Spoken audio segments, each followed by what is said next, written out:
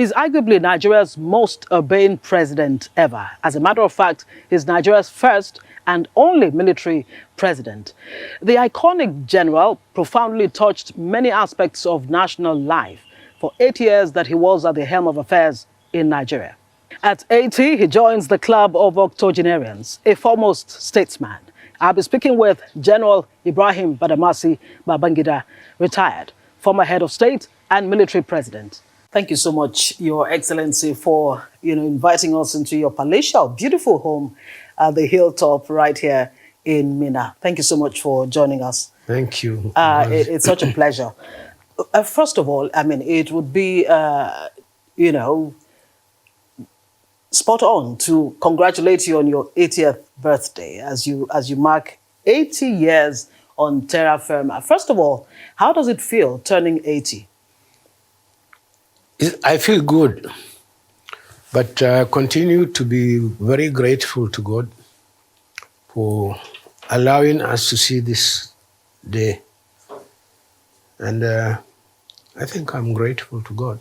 Great. And looking back 80 years, your childhood, growing up, joining the military, being involved in the Nigerian Civil War, being involved at every level of governance in Nigeria in the last 50 years or more. What are the things that stand out for you looking back? Stand out for me? Yes. What are the memories? Any memories, fond memories, some things that you look back and say, shouldn't have done that. Oh, I'm happy about that.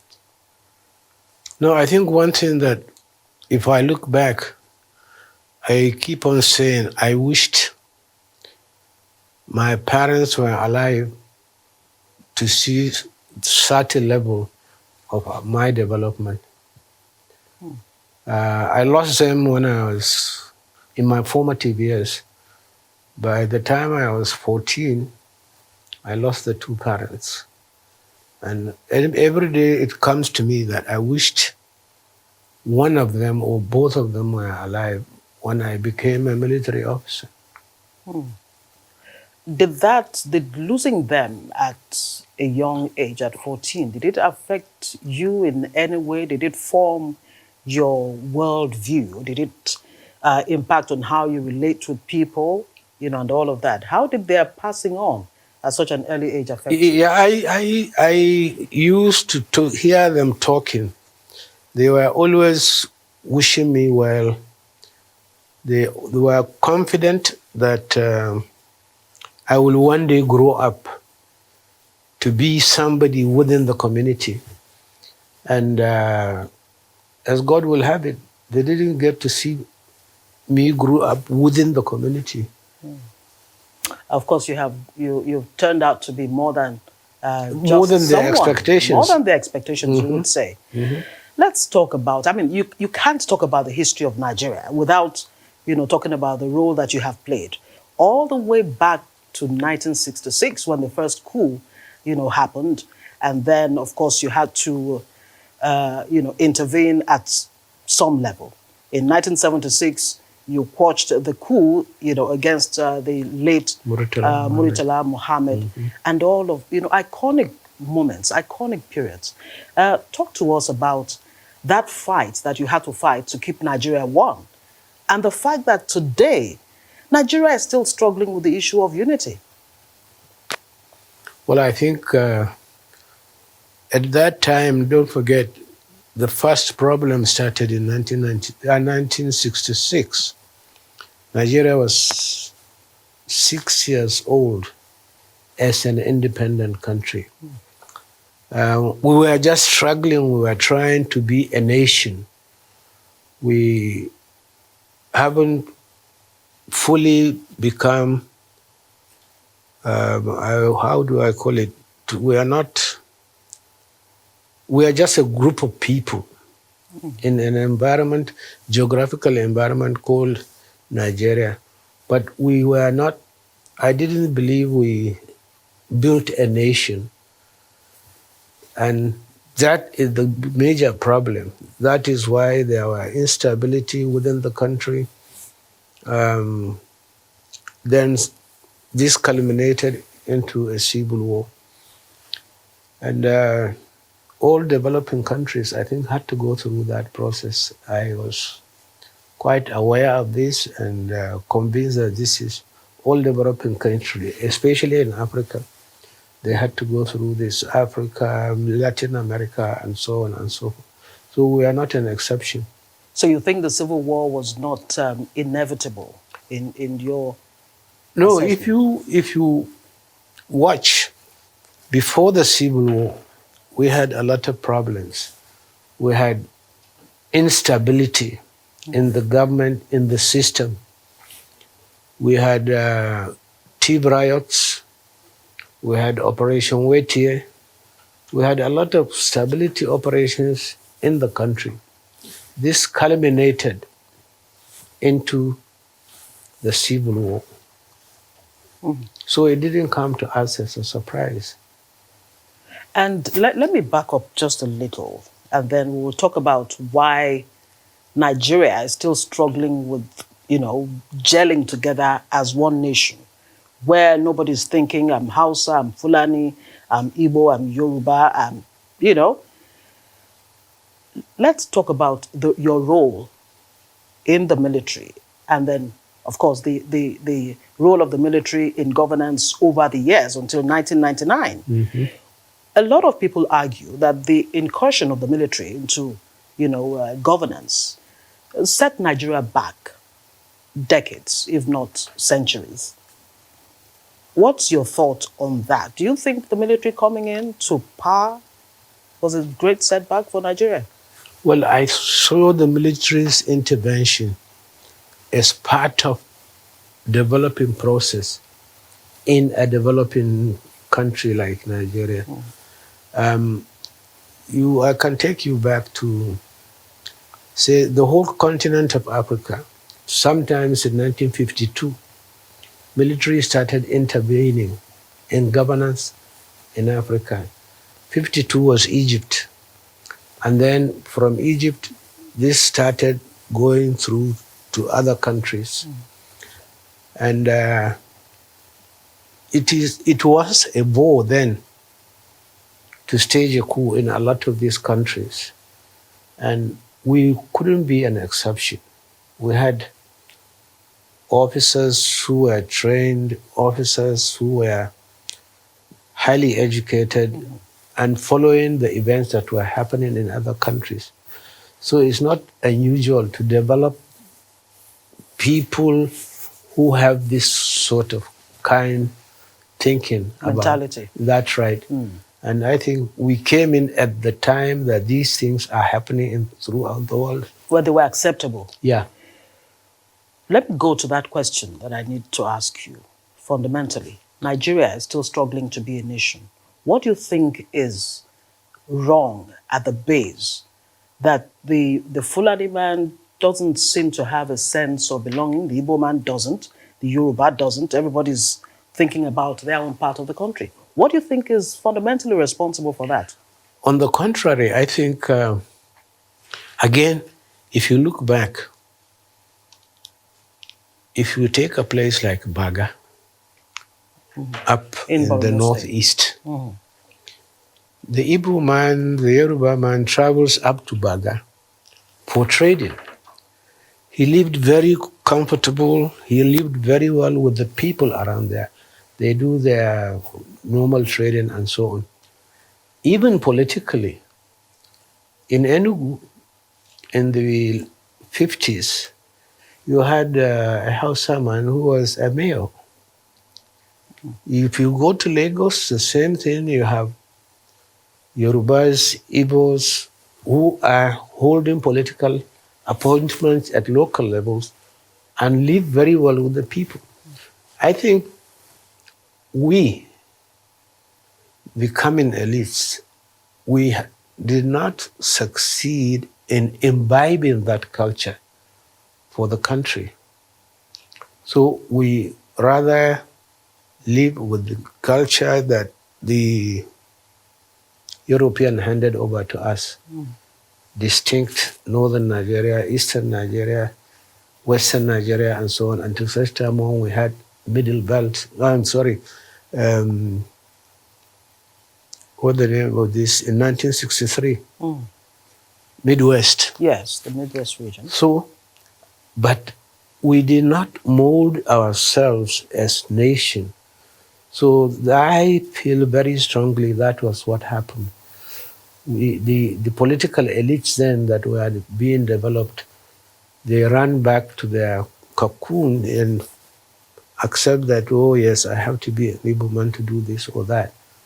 And till today, unfortunately, the political class are not really going into this very seriously and say, no, how do we build a nation? And that's a question I'd like to ask you. That's How right. do you think I think can build that we have to rewrite the narrative.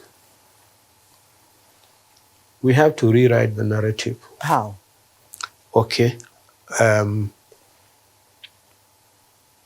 You are now arguing amongst yourselves on how to build political parties, for example. We knew it was doable because we did it. We had political parties that were being led by people who were from other parts of the country. And they blended very well. They talked to people, they had the same common vision about this country, what they wanted the country to be. And I give you an example. I believe in free market economy. So anybody who will come to talk, not to talk about free market economy, I wouldn't talk with him because we don't have core values in the country. These are core values beyond which nobody is going to allow you to do anything. And the politicians, the elites, all, I think, we have to blame in this. So, Your Excellency, would you say then, based on what you have just said, that the tyranny of the elite is what has contributed, for example, to the security situation that Nigeria finds itself in right now? There's banditry, kidnapping, there's terrorism in the northeast, banditry in the northwest, secessionist sentiments in the southeast, even in the southwest, secessionist sentiments, banditry also, kidnapping all across the country. What do you think is a fundamental problem, and what is the way out of this vicious cycle of insecurity? I think the problem is leadership. There is a disconnect between the leadership and the followership. There is a disconnect. If there is no disconnect, when people relate with each other at various leadership levels and talk about the community, about the state, about the federation, then we wouldn't have problem whatsoever. We don't have core values in the country that everybody depends all the time. You defend that core value. You are a Nigerian, this is what you believe in, and anything short of that, you are not going to be, it is not going to be acceptable. I give you, when we were in the military, we talked about settled issues about Nigeria. The unity of Nigeria, as far as we were concerned, was a settled issue. Presidentialism was a settled issue.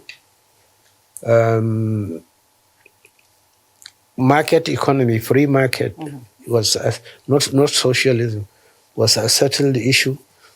The federation also is a settled issue.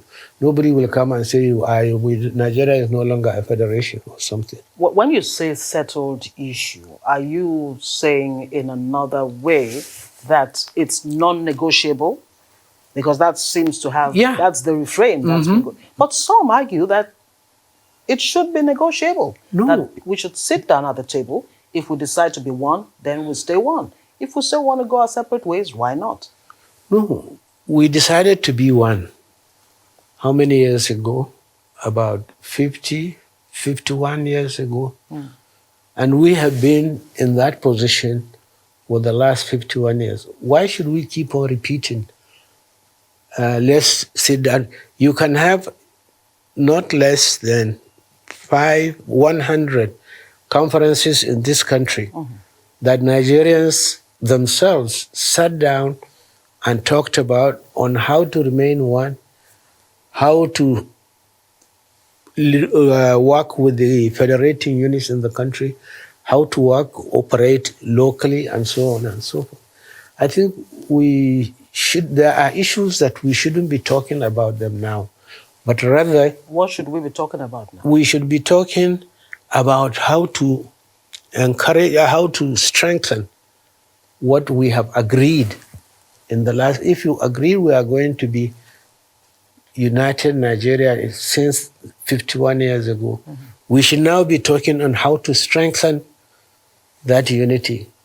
If we are going to have a federating unit, we should now be talking about how we want to see our federation. If we want to talk about the local governments, whether they should have free fund, whether they should govern themselves, we should tell them, or we should be talking on how this could be achieved. Do you think something similar to the Politburo, which you set up, to give Nigerians the opportunity to explore some of the issues you're talking about? Do you think right. Nigeria needs something similar? We've had the 2014 National Conference and so many talk shops that haven't not left I'm glad anywhere. you used the word talk shop. That's what it is. You went to the shop, you talked, you came back home, abandoned it. And then somebody says, no, we need that conference. Again, it has been done. Political Bureau has laid down everything. But I think the tyranny of the elites is what is the main problem. So what's the way out? The way out. When I told you leadership, the leaders should understand Nigeria and Nigerians. So anybody who wants a position of leadership, you must be a person who will be able to use your intellect for the benefit. There are things you believe, either in Niger or whatever, and I want to lead the state. Fine. This is, if you talk about, this is an agricultural state, agrarian state. My thought will be how to take advantage of that God-given situation. Yes. To better the well-being of the people. Do you think it's just a lack of understanding of Nigeria and Nigerians that's missing within the leadership, or just outright lack of love and care for Nigeria and Nigerians? Isn't that what, is possibly missing? From my experience, yes, Nigerians are very resilient people, very, very fertile-minded people. So if you want to lead them, you have to take a lot of things into consideration. They are very good. They are very resilient. They are very industrious. So how do I put all this together to achieve a common objective? Is that where restructuring, for example, comes in? Because a lot of people say, in fact, some have blamed you as part of the problem in terms of the structure of the present, of the nation presently. You created 11 states. If I'm wrong, please correct me. 11 states during your time as military president. And some say it further alienated the leadership from the followership, the leaders from the people. And you've been quoted as saying that the time to restructure Nigeria is now. If we say restructuring is the way to go, what manner of restructuring are we talking about? Should it be regionalism or what? No, it's amazingly interesting. If you check, from my findings, restructuring means different thing to different people in this country. We don't have a common interpretation. That's the first basic problem that we are going to have. What does it mean? We haven't defined it. The way I see it is what we started. Which is? Give the people at the lowest level to the highest level opportunity to participate on how they are governed or in governance. If I will tell you a story, we had Reverend Adasu, may he rest in peace. He had, I had an argument with him. He was a governor in Benue. One of the local governments was, I think, NRC. He was SDP. And he decided he's going to cut his, he's going to stop his funding for the local government. This information got to me, and I called him. He's a very good friend of mine. So I said, Reverend, come, let's talk. We sat down, I said, why did you stop the local government acts this money? He said, no, because he's not in the same party. Wow. I said, look, this man went around the local government, he campaigned, he told people, vote for me, I will provide this for you. And people accepted that quite Based on easily. that. Pledge on that. It's on that basis they voted for him. So why don't you give him his money? You hold him responsible. You promise them A, B, C, D. What have you achieved? Because you are on top, you should be able to. They are your people. You are their governor. No matter at that place, you have different political beliefs. Yes. He looked at me, he said, I should be a politician. I said, no, Reverend. I would rather be a reverend. As I said, we are very good friends. But this is the argument. I argued with a lot of my friends. I believe, for example, that I believe in resource control. Okay. But mention it to a lot of people in this country, somebody will cut your head. Why are you talking? Why don't they want resource control? What do you think is responsible for that? I think it is this belief that this is our own God-given thing in our own environment. I want my people to benefit from this. This is our own area. It's all this possessing thing. Let me explore that issue of local government that you just talked about. The current president, President Muhammadu Buhari, did sign Order 10, Executive Order 10. The governors frowned against it. I recall that during your term, you actually increased the allocation from 10% to 20%, if my memory serves me well. What are your thoughts on that? Don't you think governors at their level really should take a lot of responsibility for the way the local government situation is now? No, this is where your restructuring comes in. When at the state level, I want to see a situation where the governor is there. The Constitution defines his areas of responsibility. It defines his powers. So at the local government level, anything to do with the governance, the state governor doesn't have to.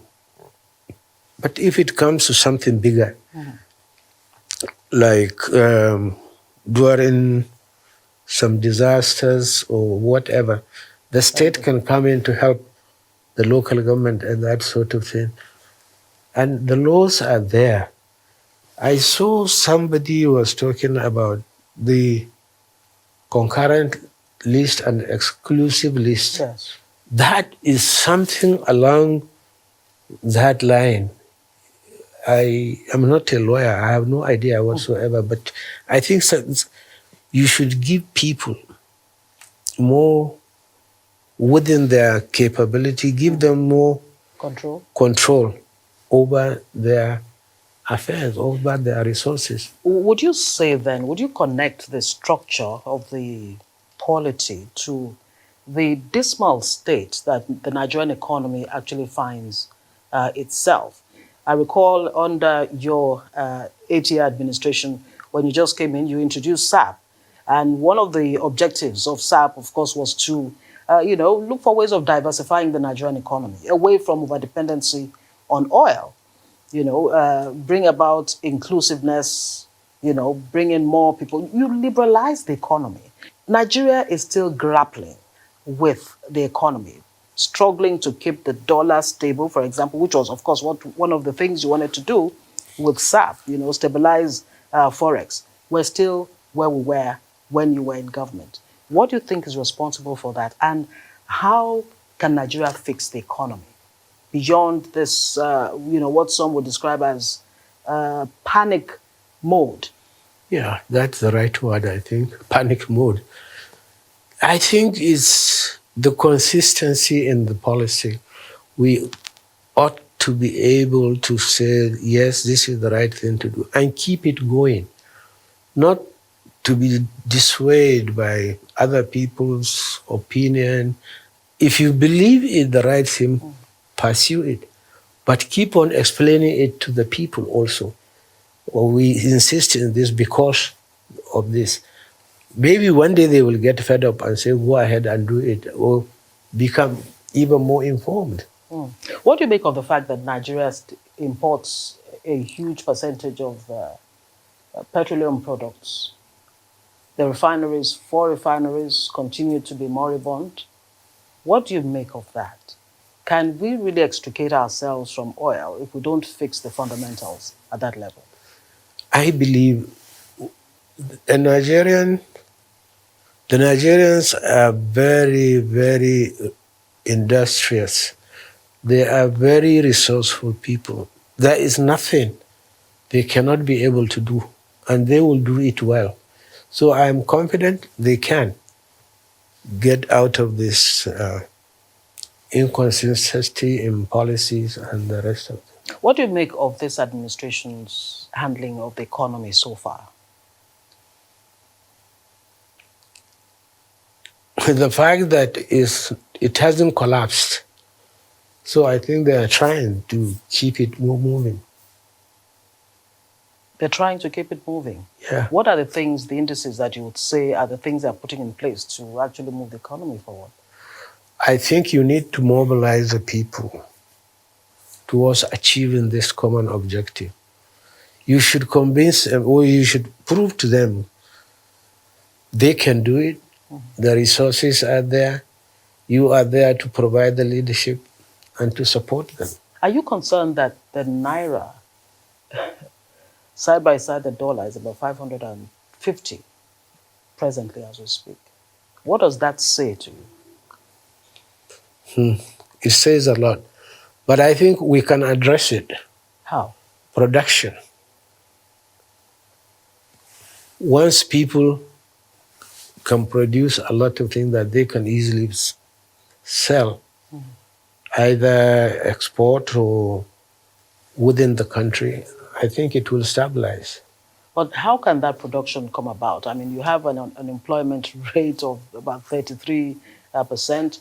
You have a huge youth population. Almost 70% of the Nigerian population is made up of the youth. And yet Nigeria is the poverty capital of the world. There is too much control in the way the economy is being run. We should open it further. Okay. If we do that and tap the God-given talent of the Nigerian, I think we will go far. Let's me back up a bit. Back to the issue of security. I'm not sure you have helped us understand how we can, pull out of the jaws of terrorism, banditry, and all of that. What would be your recommendation? Would it be in terms of, is there a need to train the military? Is the military overwhelmed? And all of that. And some people would even argue that the involvement of the military... Not overwhelmed, okay, but maybe overstretched. Okay. The military, I believe, has the wherewithal to change, to fight this banditry and bring the system back. But I think the problem is they are doing too much. They are overstretched, and subsequently, because of the space they have to occupy, they have fairly obsolete equipment. But one of the most important things, which we shouldn't lose sight of, the military must believe in what they are fighting for. They must be provided with the wherewithal to meet up that objective for the country. And then he must be well trained and well led. Do you think leadership is what's missing at that level? Is what? In the military? Is that what is missing? I think they should do more. From my experience, they should do more. Right, Your Excellency, let's talk about Nigeria's democracy. I'm not too sure that, much has been said about the role you played in midwifing this Fourth Republic. I recall in 1999, before the elections, before democracy, you were at the forefront of getting now former President Olusegun Obasanjo to, take over the helm of affairs. Why was that necessary at the time? And would you say that you're impressed so far with the democratic trajectory that Nigeria finds itself in right now? If there is, one Nigerian who passionately believes in Nigeria, it is Olusegun Obasanjo. I will give that to him. He believes very strongly in this country. So it's easy for us to conclude that the person who will take over must have those core beliefs, believes in the oneness of Nigeria and believes in its stability for the future development of the country. So that is the one reason why we sold him to Nigerians. Then he has the experience.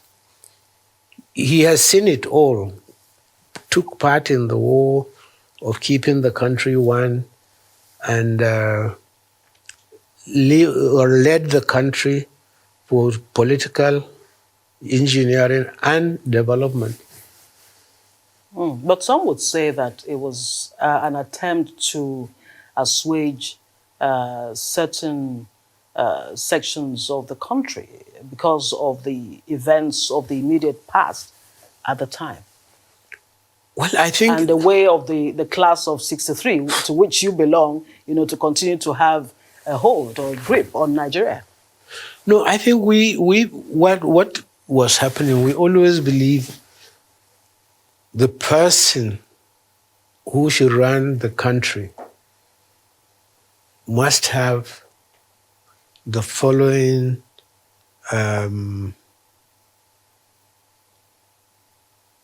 antecedents.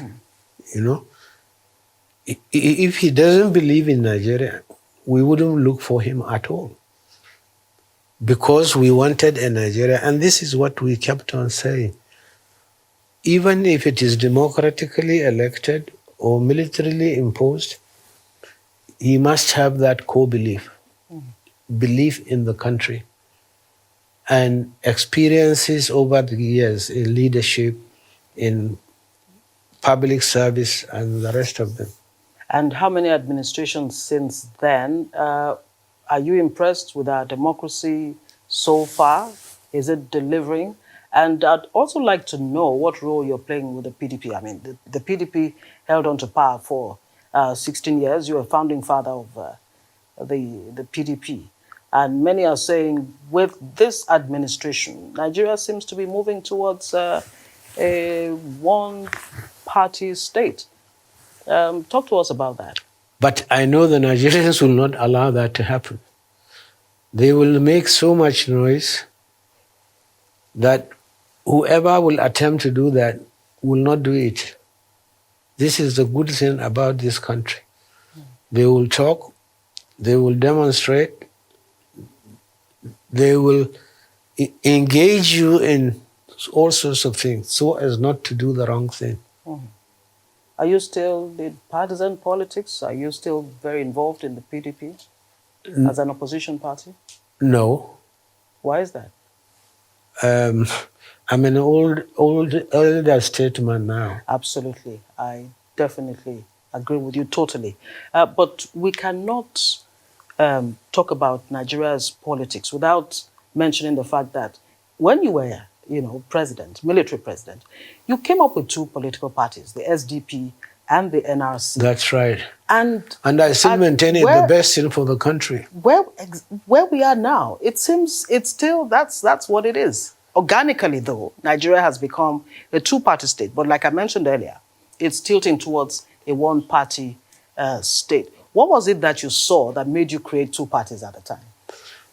Because we used the experiences we had. We set up a committee to tell us why things went wrong. Democratically, the political parties were not coming up fine. And it was very revealing. Look, if you look at the First Republic, we found that up to after the Second Republic, everybody in this country tend to gravitate towards two-party system. You had ABGA, you had NNA, you had all sorts of things. There were a lot of other parties, but we all gravitated towards two-party. So we had no difficulty in insisting that two-party is the best thing for us in the country. And it happens even now. You had what, 70-something, but nobody is talking of them now. It's APC, PDP. You had during Murtala's time, or during Obasanjo's time, we came up with 5, I think. Yes. All gravitating towards two-party. So Nigeria can do well with a two-party system. So we concluded that and settled. And this is a settled issue. Let's make two-party system. So you're happy with the way it's evolving now organically. Let's talk about 2023, still a couple of years down the road. So much has been said about the need to give a sense of belonging to, every part of the country, including the Southeast. Many are saying, come 2023, because the perception is that the Southeast has not had a fair share of, being at the helm of affairs. What are your thoughts on the issue of power shifting to the Southeast, or the need for it to shift to the Southeast? Well, we have to make a choice. Either we want to practice democracy the way it should be practiced, or the way it is being practiced, or we define democracy on our own whims and caprices. If we are going to do it the way it is done all over the world, you allow the process to continue, but it is through the process that you will be able to come up with a candidate that will lead the country. His qualifications, his beliefs should be known to Nigerians before somebody ever throws his hat into the ring. Regardless of where he comes from? Are you saying that Nigeria at this time should jettison the idea of zoning or power shifts and all of that? Whether we do it now or we don't, we will have to do it. Time will come when somebody will imagine this country. He is from Ukbila or from Mina. The thing is, he is known, everybody knows him, everybody tends to accept what he believes, and then if he throws his hat in, say, yes, I had that name up before, why not? I have started visualizing a good Nigerian leader.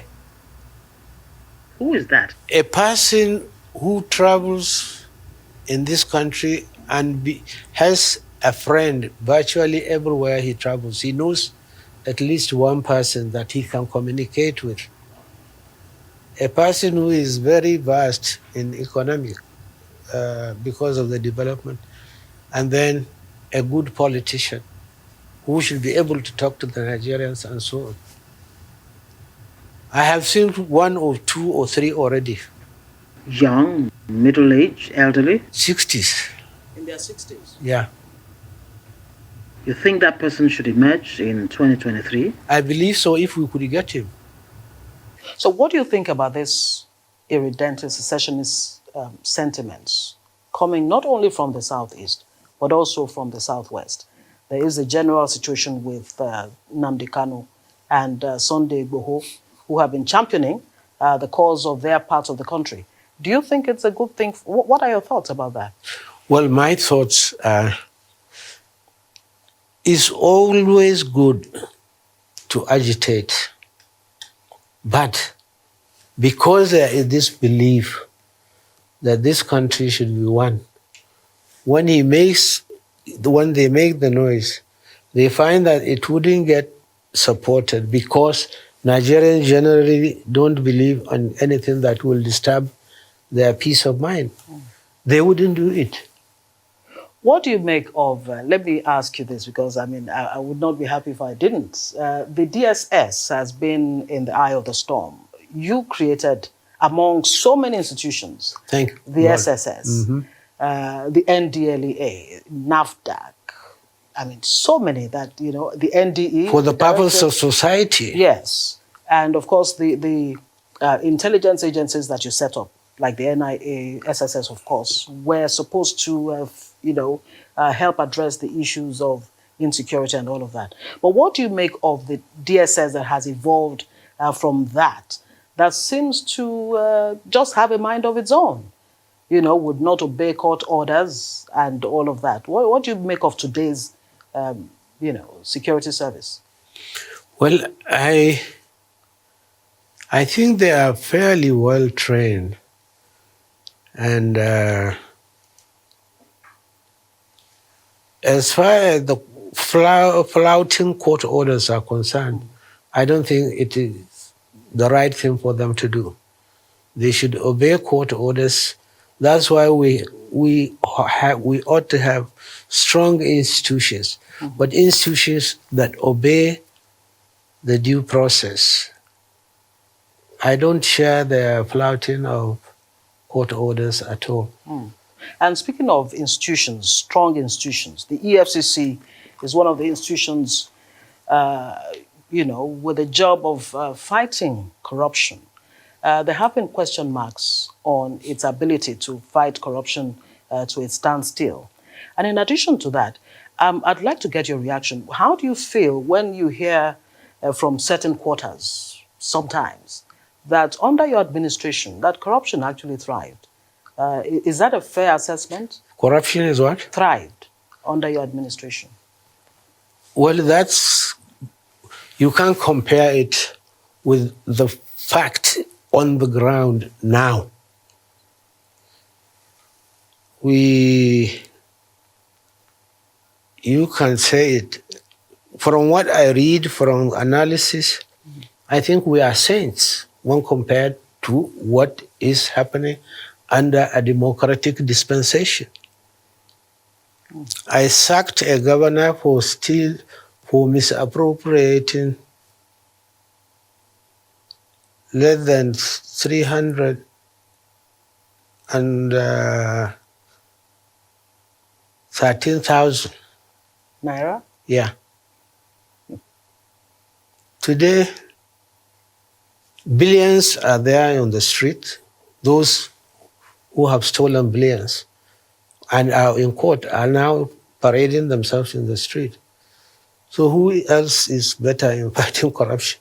So what's your assessment of this administration's war on corruption? Because it's one of the 3 major planks that it came to power on. That's where politics comes.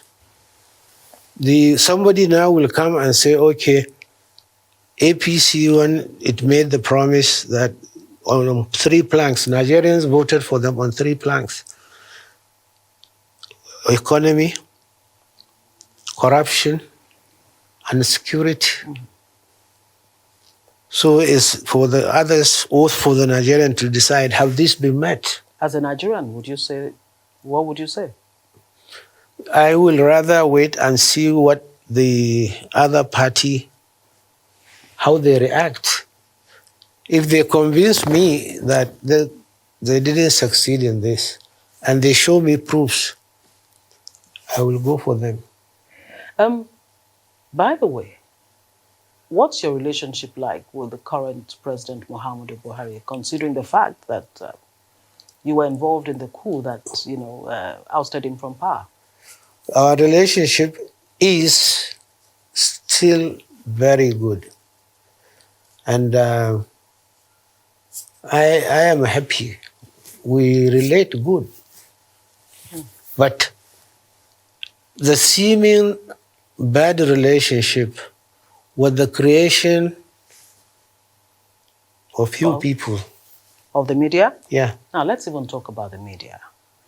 I recall that under your time, or in your time, there was this seeming no-love-lost relationship between your government and the media. And we seem to find ourselves in that same situation. As a matter of fact, you did abrogate, fair enough, you abrogated Decree 2 and Decree 4.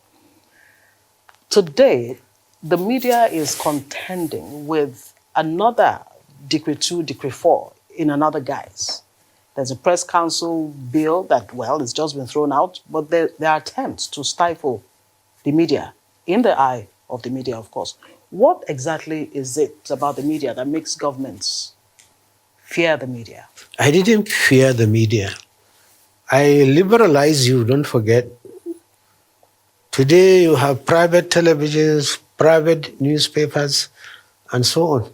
So I have no fear with the media. I believe they are an essential part of the society, and they should play the role for the society. I had no problem with the media whatsoever. But what do you make of the seeming clampdown or attempts to clamp down on the media under this administration? The media and the public will not allow that to happen. So it is even silly to start to think of clipping them. I said Nigerians are wonderful people. You cannot intimidate them. Let's talk about you. If you turn 80, I recall, having a smile on my face when I read something that you did during the war. You got married in 1969, and right barely 5 months, you went back to the war front because the civil war, the Nigerian civil war was raging at the time. What made you do that? And of course, I'd like you to talk about why Mariam Babangida, then known as Mariam Okogu, was your choice. Okay. The story was this. In 1969, I was wounded in Uzokole. I think it's Abia or Imo, I don't know. Uzokole is Abia, it's part of Abia. Abia, okay. So I was lucky, I got to Lagos. I was flown on that same day, which is very unusual, but God is kind. And General Gawan got married around that period, April, May. Okay. And here was a military, my commander-in-chief. And I was very impressed with the way the marriage was going on and so forth. The first thing that struck me, because I was in a hospital bed, I said, by hell, I could have been dead. So I wouldn't be able to be a married man just like my commander-in-chief was at that time. So I made up my mind I will get married the moment I get out of this hospital bed. And God was kind, I got well, I came back. So getting married became my first priority. That's it. And you met her? I knew her. Okay. Before you got wounded? That's right. I was very frequent to their house. And her brothers, her cousins are all very friendly with me. So when I asked, there was no opposition whatsoever. Wow. And many years later, until, of course... Few months later, we got married. When you were president, of course, you came up with a better life for rural women. And that seemed to have marked some kind of, entry point for women involvement in governance. Tell us more about that. I think what went for her, she worked with some of the best brains, women in this country. And they were really, really committed to uplifting the status of the women in the country. Some of them in the universities, some of them in the public service. They were always working. What do we do? How do we do it? And that was the secret behind the success. And unfortunately, you lost her in 2009. Not just you, Nigeria actually lost Thank you. a regal woman. How has it been since then? Because you didn't remarry. Why? They don't like my face. The women. Are you sure that's the reason why? No, well, I think it's not easy. That is the way I am. And you had 4 children together. Yeah, very nice kids. I mean, I could say so too. I've met Aisha, and, lovely lady. A lot of people have described you as a great builder of men and women, of course. What exactly was the motive? Was it to earn their loyalty? Because the hilltop here is a mecca of some sorts. Anybody who wants to become president, sees it as a duty to visit you, to consult with you. But he doesn't become... Wherever they wanted to, whatever they want to be, they think they need to consult with you. What exactly is it about you that attracts people from everywhere, from all over the world? I feel comfortable wherever I am, whether in Mina or in Lagos. And I quickly make friends. And people, I don't disown people, even those I know very well. I don't disown them. I stick with them. I think I will say that is the main reason. How would you like to be remembered? What would you say your legacy, is? And before we round up on this discussion, do you have any regrets, whether in terms of the role you played when you were president? Have you had closure on some of those things that seem to be a dark shadow over the great achievements, that you scored under your presidency for 8 years? What are those? Regrets? Yes, if any. Now, having left office now for the last 28 years, I do think that, come to think of it, I think we were right here. A lot of things are happening. And those things convince me that after all, we didn't do badly. It's maybe we were not understood. SAP, for example, you mentioned SAP. Yeah, Structural Adjustment Program.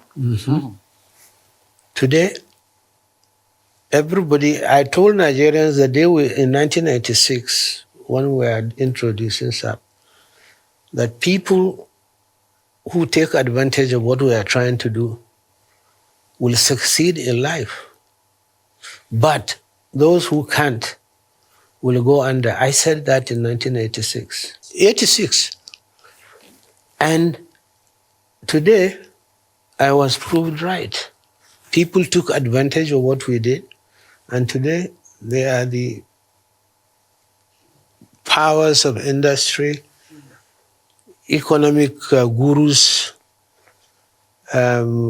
They provided they were provided an environment to say what you want, when you want, how you want it, and you don't get shot or locked up in the prison.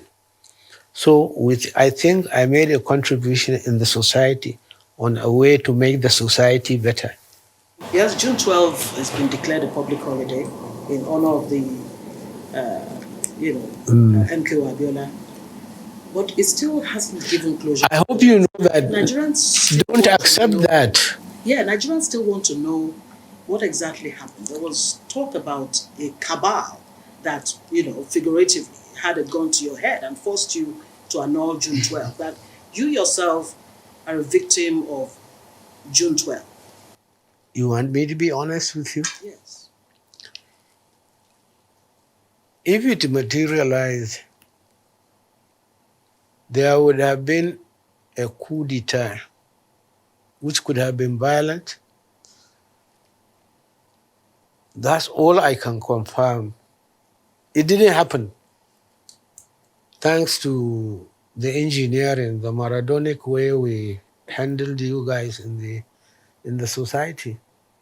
But that could have given room for more instability in the country. Was it pressure from within the military or outside too? Because there's both. The military, they can do it because they have the weapon to do it. The other part of the society, agitation. Are you still the evil genius? Did you call yourself that? No, I never did. The media did. Okay, and people call you Maradona. What was that all about? Why? That's a very good thing about the Nigerian media, about the Nigerian people. You have to anticipate them. If you anticipate them, then you live well with them. If they call me evil, I marvel at that. I said there is a contradiction. You can't be evil and then a genius. Okay. So you have to make up what do you mean by evil genius. Maradona, they said, the media, again, I got it from the definition of the media, deft political moves. That's what the media described it. On that note, I'd like to say thank you so much, Your Excellency. You are welcome, Ngozi. Ibrahim Badamasi Babangida, Grand Commander of the Federal Republic, GCFR. Thank you so much for your time. Thank you for joining us, and we wish you the very best as you mark 80 years.